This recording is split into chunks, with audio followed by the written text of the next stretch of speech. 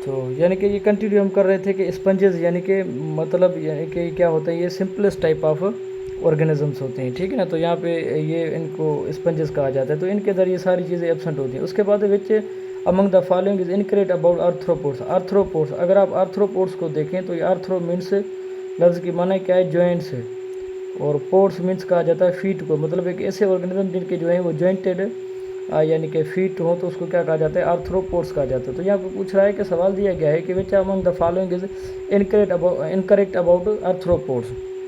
अब कौन सी वाली चीज़ इनकरेक्ट है उसमें अगर आप देख लें तो यानी कि वाटर वस्कुलर सिस्टम दिया गया है, हार्ड एक्सोस्केलेटन दिया गया है, जॉइंटेड अपेंडेजेस भी दी गई हैं, सेगमेंटेड बॉडी, बाकी सारी की सारी होती हैं। इनके अंदर जो वाटर वस्कुलर सिस्टम होता है वो यानी कि नहीं होता। तो ये इनके बाद क्या क्या है, वाटर वस्कुलर सिस्टम, ये इनके बारे में यानी कि एक गलत बयानी है, ठीक है। बाकी हार्ड जो है हार्ड एक्सोस्केलेटन भी होता है, सेगमेंटेड बॉडी भी होती हैं, यानी कि जॉइंटेड अपेंडेजेस भी होती हैं।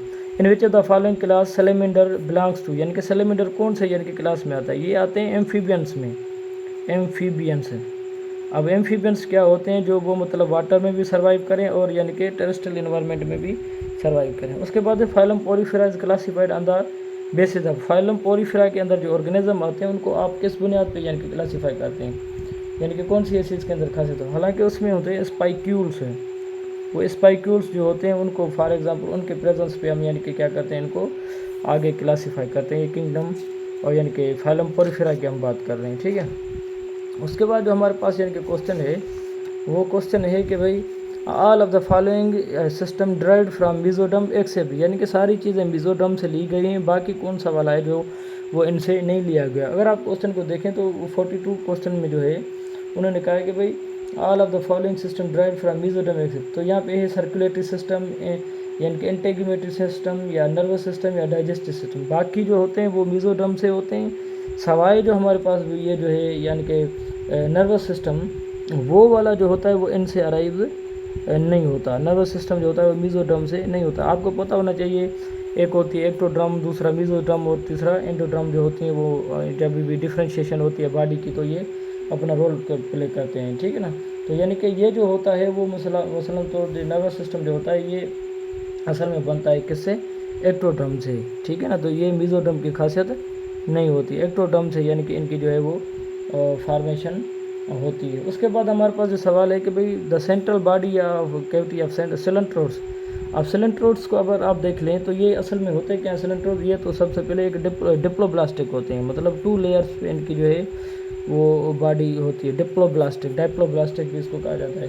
तो इसमें होता क्या है, इनके अंदर जो कैविटी होती है उसको कहा जाता है गैस्ट्रो वेस्कुलर कैविटी। क्या कहा जाता है, गैस्ट्रो, जैसे हमारे पास जीआईटी होता है गैस्ट्रो इंटेस्टिनल ट्रैक्ट होता है, गैस्ट्रो वेस्कुलर कैविटी, ठीक है ना। तो ये इनके अंदर जो है वो कैविटी होती है, सिलेंट्रेटा के अंदर जो भी हैं तो उनके अंदर यही होती है, इसको कहा जाता है गैस्ट्रोवेस्कुलर कैविटी। और ये वो होते हैं जिनके अंदर टिश्यू लेवल होती है। सिलेंट्रेट्स को अगर आप देखें ना इनके मतलब इनकी फार्मेशन को, तो ये टिश्यू लेवल टाइप ऑफ जो फार्मेशन है वो इनके अंदर यानी कि होती है, ठीक है। और कैविटी एक ऐसी होती है यानी कि मतलब एक सिंगल पाइप लाइक होती है और वही जाकर यानी कि माउथ में भी ओपन होती है और यानी कि एक एनस तौर भी यानी कि काम करती है, यानी कि सिंगल इनके अंदर क्या होती है वो ओपनिंग होती है।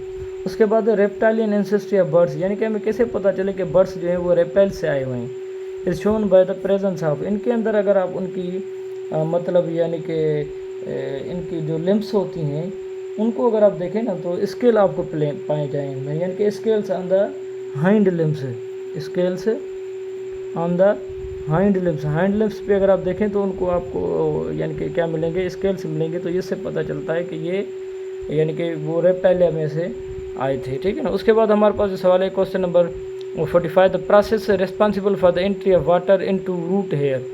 रूट हेयर की फॉर एग्जांपल ये अगर आप देख लें कि हमारे पास प्लांट है, फिर ये प्राइमरी रूट्स होते हैं, फिर उनसे सेकेंडरी निकलते हैं, फिर सेकेंडरी से अगर आप देखें तो वो छोटे छोटे हेयर्स लाइक होते हैं।